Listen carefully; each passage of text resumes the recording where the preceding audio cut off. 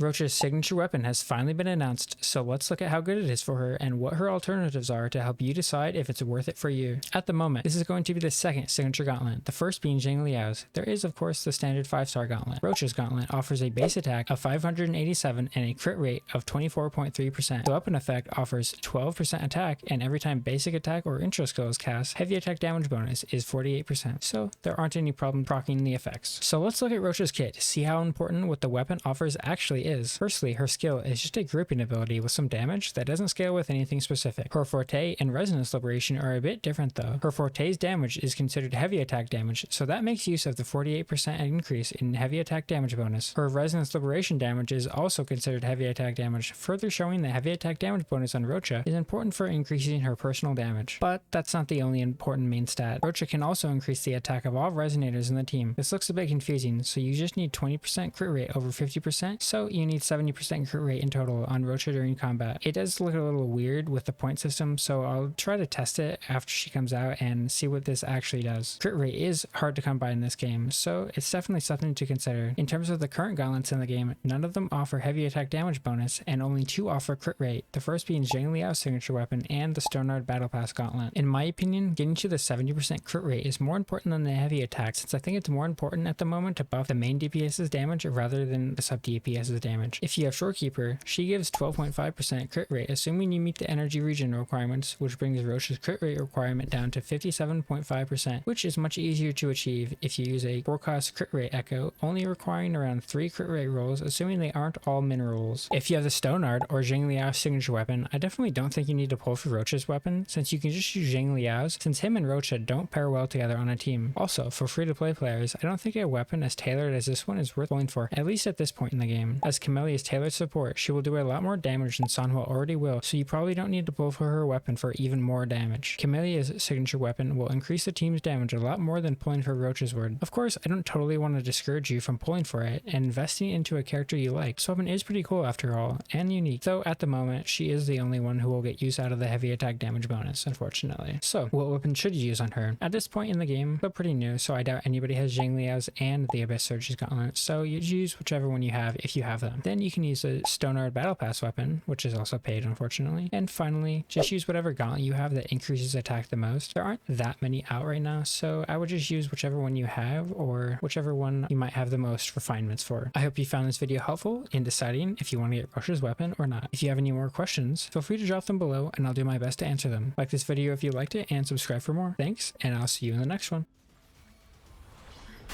I can't control my forte.